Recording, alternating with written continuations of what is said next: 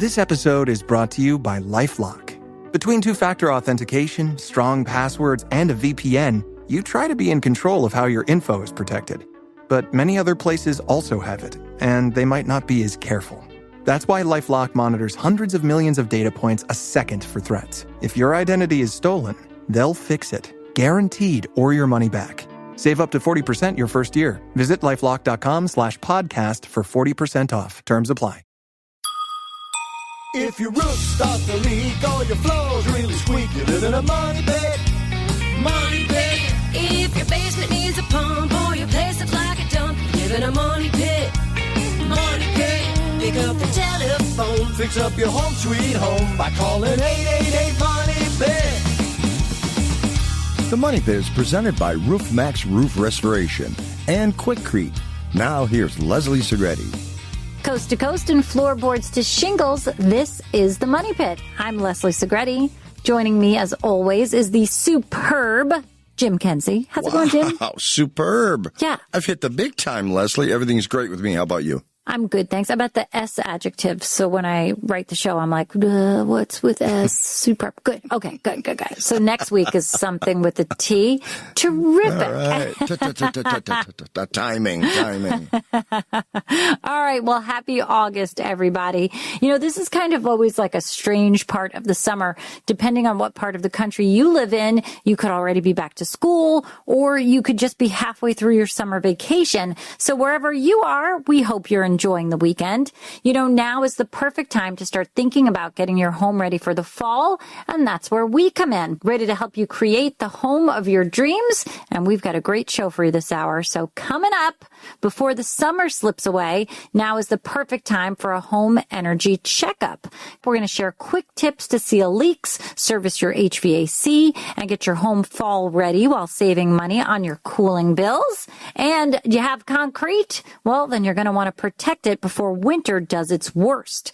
Coming up, we're going to share how Quickcrete Cure and Seal Satin Finish can protect both new and existing concrete from cracks, salt, stains, and freeze-thaw damage, making sure that your surfaces last for years to come. So we love that. And back to school, back to the grind. Are you and your home ready?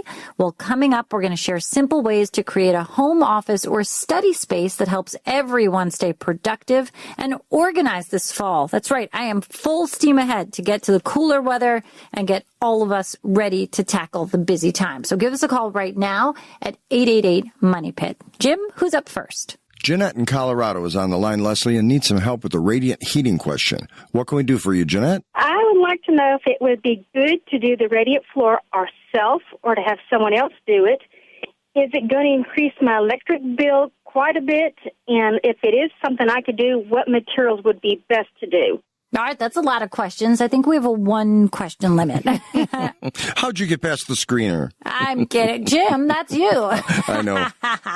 All right, so the bathroom. The bathroom is the only room in the house that you want to put the radiant flooring in? Well, for starters, we would like to do it in the kitchen also, but we thought we'd start with the small project as the bathroom.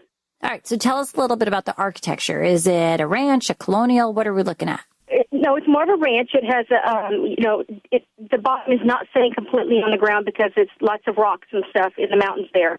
So it does have crawl spaces underneath. All right, good. So there's a crawl space, right? Yes, it does have crawl spaces where we have sump punks in there to help anything that might cause that. So you can crawl under the house, but it's not very much room. And how is your home currently heated? Hot water, hot air system? Hot air, but we mostly use pellet stoves. All right, well, you're using pellets and you're using hot air. So it seems like perhaps for your radiant system would have to go electric. And there's different types of heating underlayments, so to speak, that you would put on a bathroom floor and then you tile on top of. Is it expensive? Yeah, it's electric heat, so it's going to be more expensive to purchase and to install and then expensive to run. It's not a way to save money if you're looking to do that with your heating bill. I mean, there's nothing ever cost effective, I think, about heating with electricity. It's pleasant, it's warm to have that nice floor, but it's an expensive project. That said, if you put it on a timer, so it's only on in the morning or in the evenings for like a shorter period of time, and you can manage it yourself, it's a pretty good project if you want to try to do it yourself. If you're experienced, because the tile mats usually have to be custom made, and then you have to make sure that they're installed properly, because if you get that floor down and it doesn't work, the radiant heating, you're going to have a big problem, and you may need to end up tearing out the floor to get it to work. So for me, I wouldn't do this project myself, because I'd want a contractor to come in, do the radiant flooring, know that it's working, know that the whole system is put together correctly, then do the tiling and know that everything is still functioning. Plus, if something doesn't go well, it's not my fault. And I have somebody I can be like, hey, why isn't this working? And then they will take the steps to make sure that it is working and correct them properly. And whatever expense that incurs would be on them, not you just constantly putting money into it. So I think you've got, a couple of things to think about, but radiant heat is awesome. It's a great choice. Well, thank y'all for your advice, and I appreciate it. Oh, you're welcome. Good luck with your project, and thanks so much for calling us at 888-MONEY-PIT. In North Carolina, Leslie, we've got Steve. Steve, how can we help out? Many years ago, my wife and I moved into a very small cabin way out in the woods, very wooded, so there's a lot of, every fall, a lot of debris and leaves and such. And we built onto the cabin a nice 12 by 12 bathroom with a flat roof. And that was not really my idea. That was a buddy just said, this is the way to go. We are now, and granted, it's given us good service. We did that in 1995. But now it is, with these last monsoons we've had here in North Carolina, we have leaks. And I guess my question is a flat roof a good idea anyway? And then what are the pros and cons of a metal versus shingle roof? Wow, everything got super saturated, huh? So I would say at this point, everything's got to be torn out. Now, you mentioned this was storm damage. Now, storm damage should be covered by your policy. If you haven't filed a claim, I would definitely do that now, because it's most likely covered. Now, since you had such a bad leak, obviously all of that has to be taken out. You've removed the ceiling, you've pulled out the insulation. You need to wear the appropriate protective material so that you're not getting any issues with mold or fiberglass from that insulation. So it's definitely something that if you've already done it, fine, you've already done it. If you haven't done the sort of demolition or getting rid of the stuff that's caused an issue or has been affected by the leak, you definitely want to find a pro to do that.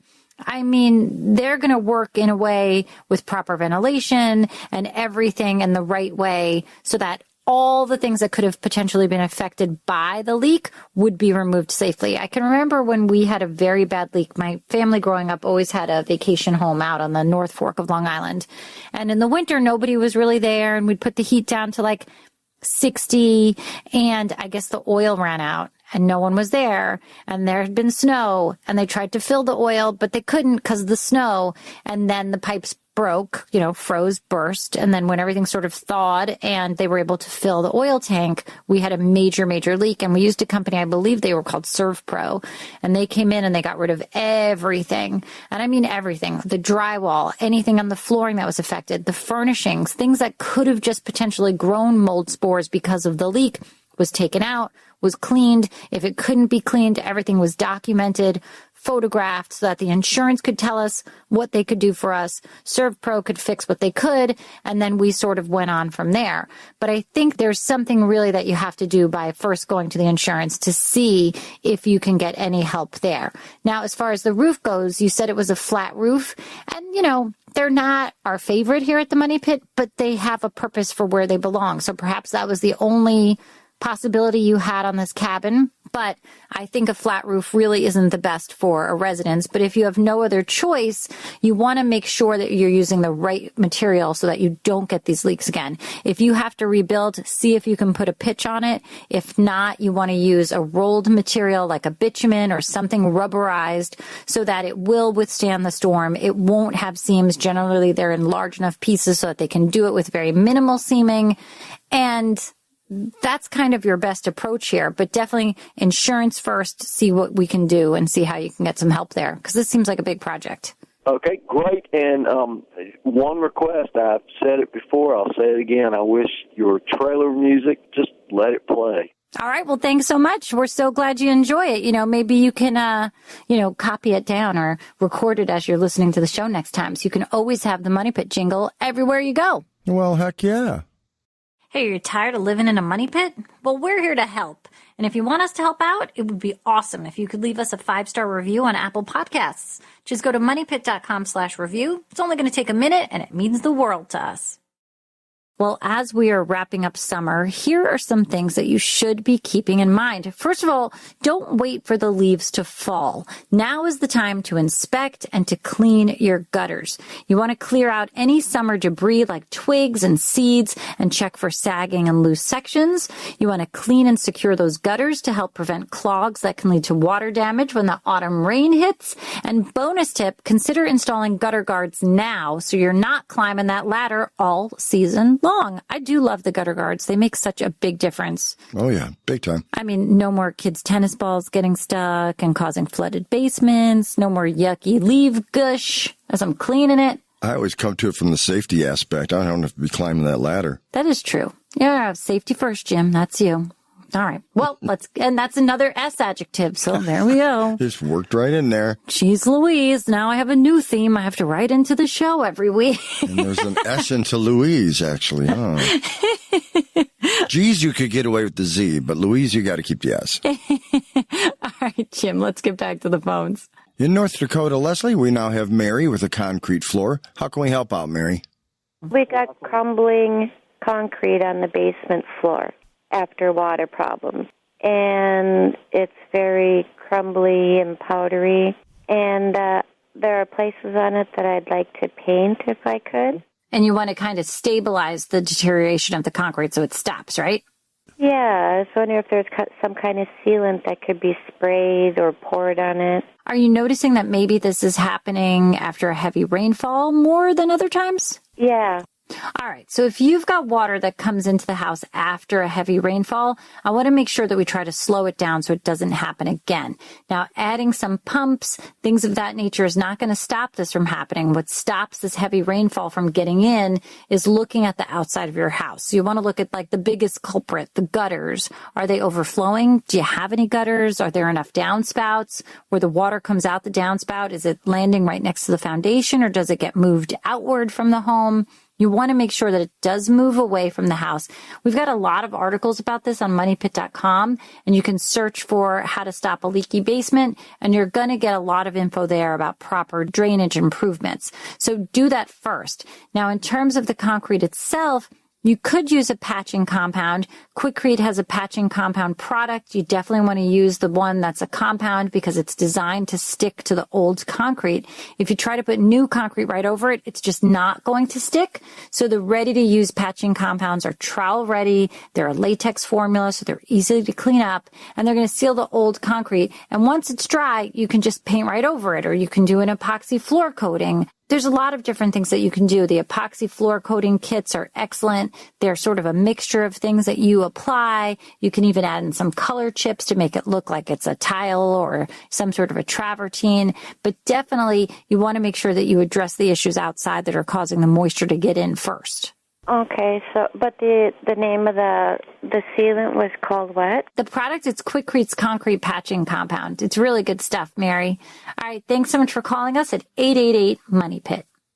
Well, as we roll towards the end of summer, it's the perfect time for a home energy checkup. Now, the goal, let's lower your cooling bills for the rest of the season, prep for the fall, and make sure that your home isn't wasting energy or money. So let's start with the easiest checkup of all, your windows and doors. So you want to walk around your house with a lit incense stick or even a small candle on a breezy day, like it's got to be breezy out there. And you want to hold it near the edges of your windows and doors. Now, if the smoke or the flame moves, you've got a draft. So you can seal it with weather stripping or caulk. And if you do that now, it's going to make a big difference in comfort and costs. And not just in the summer, but when that chilly air starts to come in, because a draft works all year long. It's not just a hot draft. It's a cold one too. Now, next, you want to tackle your HVAC system. If your AC has been running hard all summer, and it's been a hot one, so I can imagine that it has, the filter is probably overdue for a change. Now, that clogged filter is going to reduce efficiency, it's going to strain the system, and while you're at it, you want to schedule that professional HVAC service check. If you've already had it done at the beginning of the season, don't worry until next. If you haven't, it's better to start it now before that fall heating season kicks in. Now, your ceiling fans, we've been talking all summer about how they should spin counterclockwise. It pushes the cool air down. It creates a breeze. But as the cooler weather approaches, you do want to flip that switch on the motor housing to the reverse direction, and that's going to help circulate the warm air that rises during the heating season. Next up, I'm going to say check your attic insulation. If you can see the floor joists in your attic, you probably don't have enough insulation, and that's going to cost you year-round. So topping up your insulation can pay off in comfort and in savings. And if you've got a fireplace or a wood-burning stove, get ahead of the fall rush and schedule that chimney inspection and that cleaning now. A clean chimney isn't just more efficient, it's also safer. By giving your home a quick energy checkup, you're going to set yourself up for lower bills, better comfort, and fewer maintenance headaches when the seasons change. And fall will be here before you know it. I mean, we had on GMA last week that Starbucks is releasing that pumpkin spice latte in like another week. So for sure, it's going to be here sooner than later. So, get your coffee, get your house ready. Jim, who's up next? Leslie, we both know all too well that not all projects go exactly like we had planned them. We're going to chat with Orly from Wisconsin, who's dealing with a masonry project that's just gone awry, basically. What's happening there? I was doing a Google dive here about contractor stuff and came across your page or site. And I'm dealing with a situation right now with a brick mason who has been pretty straight up incompetent and doing a really crummy job and has absconded with $6,000 of mine and kind of left me hanging with an unfinished project that hasn't been done right. Oh, geez, Orly, that's awful. I mean, I hate hearing these stories where people get taken advantage of by contractors who start a project but then kind of just disappear. And I'm thinking that this is not just a matter of a contract issue. I mean, there could be theft, right? You pay a contractor to do a job, the contractor doesn't show up, and I don't know all of the details about how far this got for you, but if he didn't show up or if he did a little bit and left, I mean, that's fraud, really. Mm-hmm. Your first stop could be the local police department, because over the years when contractors pull this kind of stuff, they're, seemingly like they're getting away with it. They kind of jerk you around. It's small claims court stuff. But when they think there's a risk of criminal prosecution, that story kind of changes very quickly. So I would look maybe into pressing potentially some charges here with, against that contractor with your local police department. I mean, it's worth it to go over there and have a chat. They may have one or two complaints against this person already. But other than that, your only option here is really to take this guy to court. And that can be very difficult to do because sometimes they don't really own anything and there's no motivation for them to do it. You want them to show up or not show up, but you also wonder whether this licensed contractor, maybe there's some laws in your area that give you some sort of level of protection.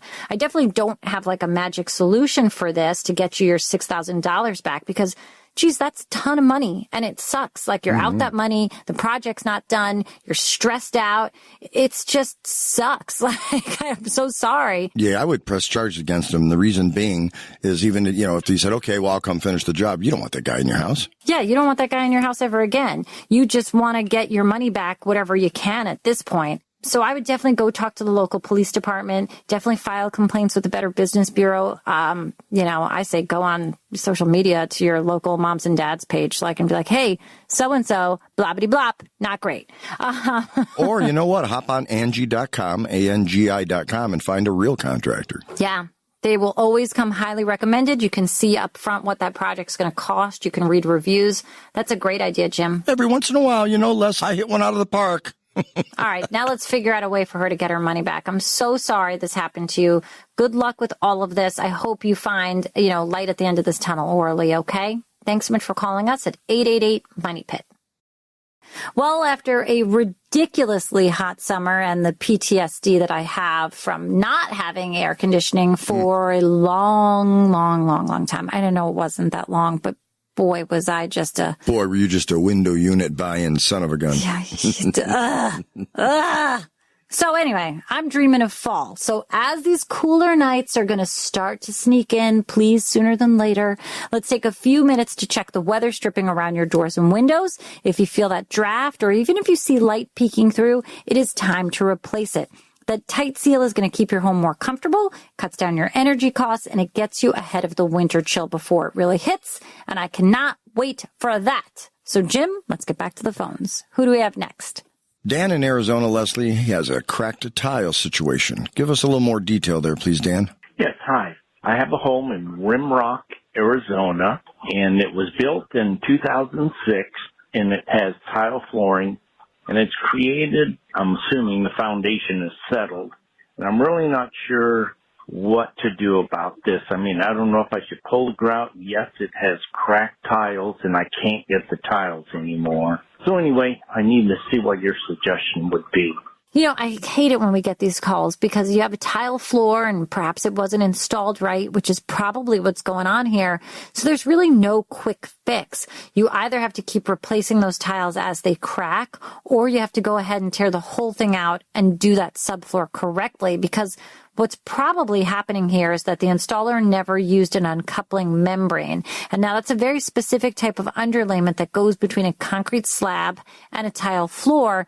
And that's going to allow the floor and the tile to move differently from one another. And this way, when you have expansion and contraction and movement, it doesn't result in that tile cracking at all, just kind of moves with it. And when you say move, you think, well, it's stationary, right? Yes, everything, though, is kind of always moving. I mean, your house is always moving. The walls are moving in or out. They're moving up and down. It just happens so slowly that you don't see it.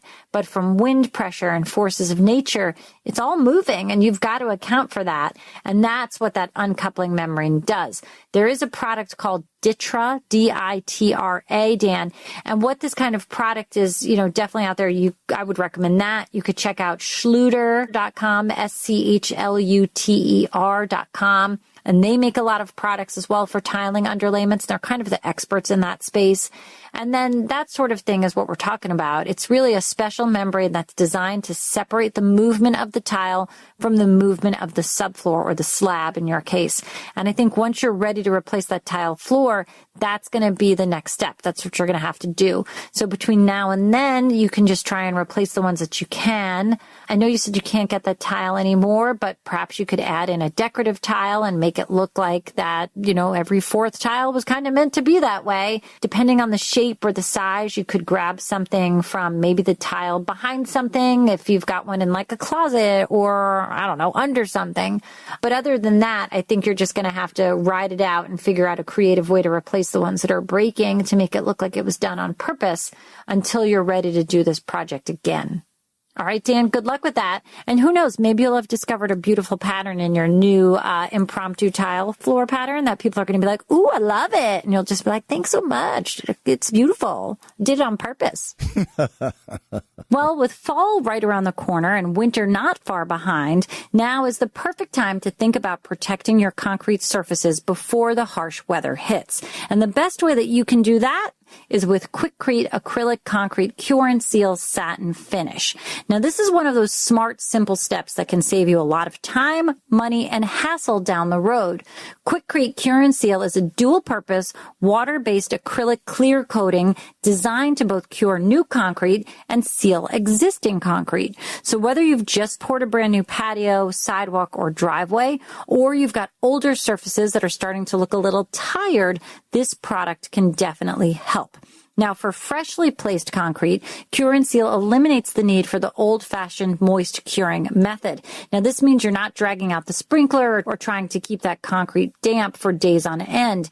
Instead, you're going to roll on the Cure and Seal, and it will lock in the moisture needed for proper curing. The result, higher strength, improved durability, better wear resistance, and fewer shrinkage cracks, and all the things that make your concrete last longer and perform better. But it's not just for new pours. If you've got existing concrete, Quikrete Cure and Seal acts as a shield against all the stuff that can ruin your surfaces. Water, acids, grease, salt, more. It even helps prevent damage from the dreaded freeze and thaw cycle that we do see in the winter, which can cause concrete to crack and flake and just look gross and deteriorate. And as a bonus, it makes the surface easier to clean. Now, whether that's your garage floor, the sidewalk, the driveway, or even a loading dock, applying it is super simple. You just roll or spray it on and let it do the work. And because it's water-based, cleanup is a breeze. Now, you can pick up Quikrete Cure and Seal Satin Finish at most local home improvement centers,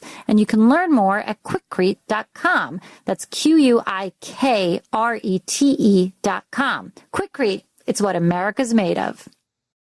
Well, late summer into early fall is the best time to aerate and fertilize your lawn. Aeration is going to help loosen that compacted soil. It's going to let in the air, the water, and then help the nutrients reach the roots. You want to follow that with a fall fertilizer to strengthen the grass and help store its energy for the winter ahead. Come spring, you'll thank yourself with a greener, healthier lawn. I love it, and I also think it's silly that they kind of look like goose poops when you do aerate lawn. Goose poops. You don't think so? I see it. I see it now. Yeah, I never quite envisioned that before. It's funny because we live right near, like right behind the high school is a sump. And so the geese love to hang out first on the high school fields and probably the sumps as well. And then they kind of march up my block and they leave remnants of their journey on the block. Sure. And then anytime someone aerates the lawn, it kind of makes me giggle. And now you all know that. So as the summer winds down and the back-to-school season ramps up, it's the perfect time to set up or maybe just refresh your home office or study space. So whether you're working from home or just the kids are back to school or both, having a dedicated, well-designed space can actually make a huge difference in productivity, focus, and your sanity. I mean it, guys. So you want to start by choosing a quiet spot with minimal distractions. It doesn't have to be a whole room. It could be the corner of the dining room, a spare bedroom, or even a well-organized nook can work wonders. The key, though, is to define the space so your brain knows when you're here, it's time to work. Now, lighting is going to be crucial. Natural light is ideal, so you want to position the desk near a window if you can, but don't forget about task lighting. A good desk lamp can help reduce eye strain, especially as the days get shorter. Next up, organization. Clutter kills focus, so make sure you've got storage solutions in place. You want to think shelves, bins, drawer organizers, even a rolling cart if you're short on space. For kids, having color-coded supplies or dedicated bins will help them stay on track. Now, technology check. It's a great time to make sure that your Wi-Fi is up to task. Your chargers are easily accessible and your workspace is set up ergonomically. You want to think proper chair height, screen position, support, all of that so you're comfortable and don't feel physically strained during the work. And don't forget a few personal touches, maybe a framed photo, a plant, a vision board. Anything can help make that space inviting and inspiring. By creating a functional and comfortable home office or study space now, you're going to be ready to tackle the busy season ahead, whether it's a work project, homework, or just staying on top of all of that daily chaos, which Jim's managing with the phones right now. Jim, who's up next? In Florida, Leslie, we've got Michael, and he's got a question regarding stick-built homes versus modular-built homes. What is better, to have a stick-built house or a modular home-built house, a modular-built house?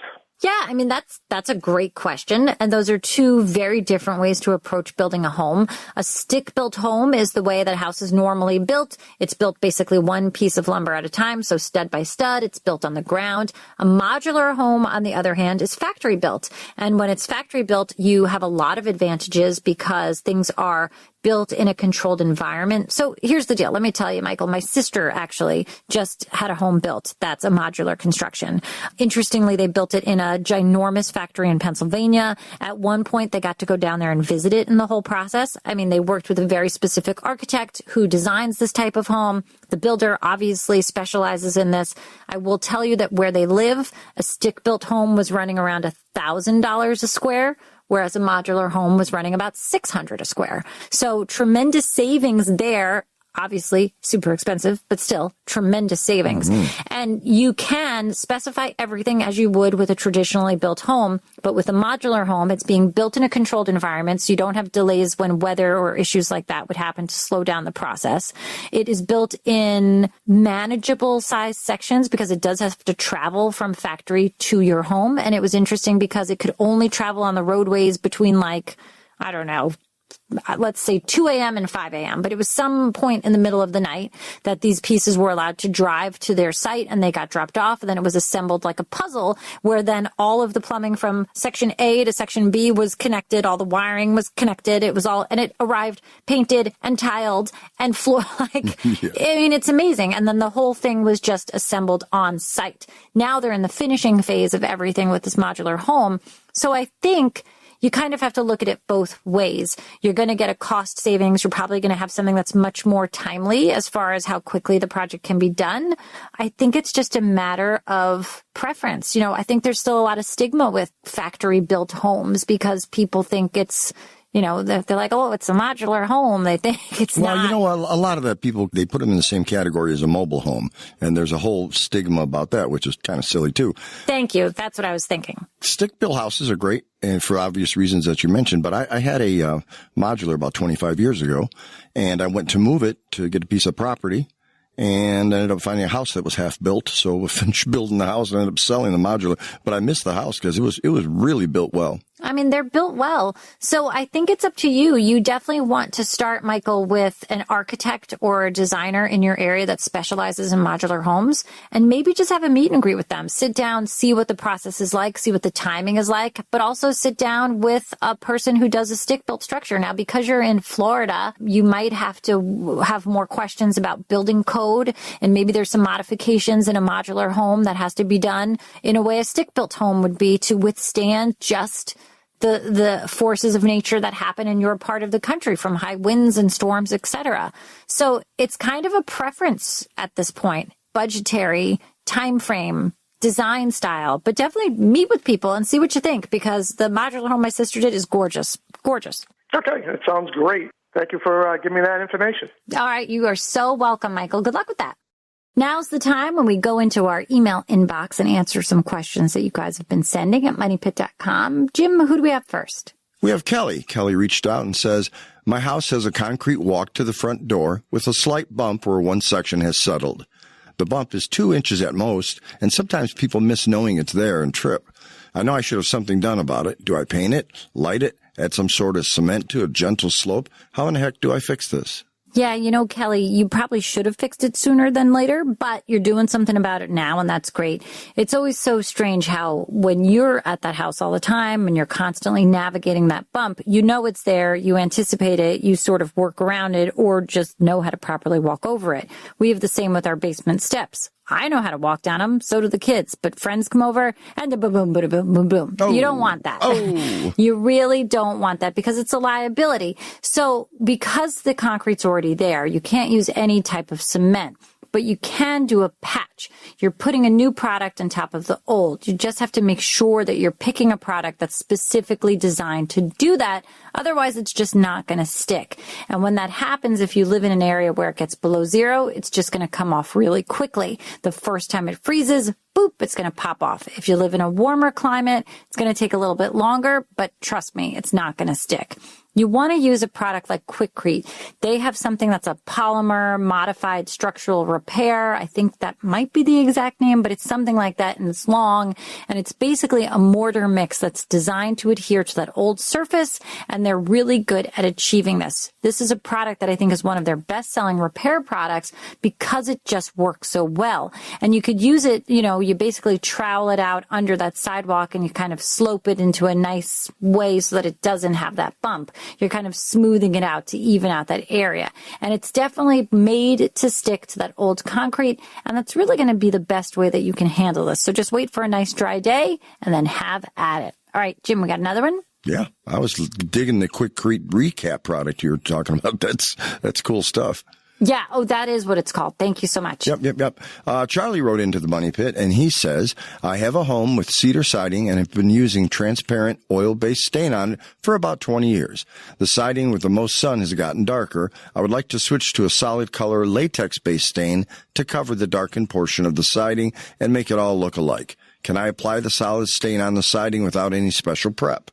Well, you always have to prep before you put any new paint on the surface. But here's what I would say. First of all, you mentioned just wanting to do the darker sections and kind of blend it in. I wouldn't do that. I would do the entire house because you're ultimately going to have to do the whole house anyway. And part of that work here is the prep and all of that. So just do it one time. In terms of the prep, you have to make sure that you don't have any deteriorated loose surfaces.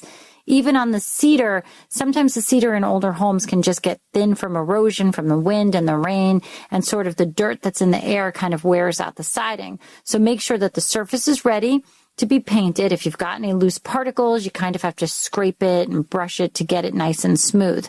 But once you do that, you can go ahead and put the solid stain right on top of that.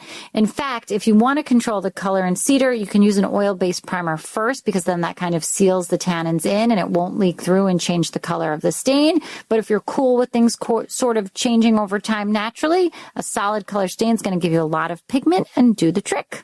All right, good luck with that. And that's a wrap for this hour of the Money Pit. Today we shared how to protect your concrete before winter with Quikrete Cure and Seal, plus smart ways to create a home office or study space to tackle the busy season that's ahead. We also covered tips to fix that uneven tripping hazard walkway and quick seasonal advice like cleaning gutters, refreshing weather stripping, and giving your lawn one last boost before fall.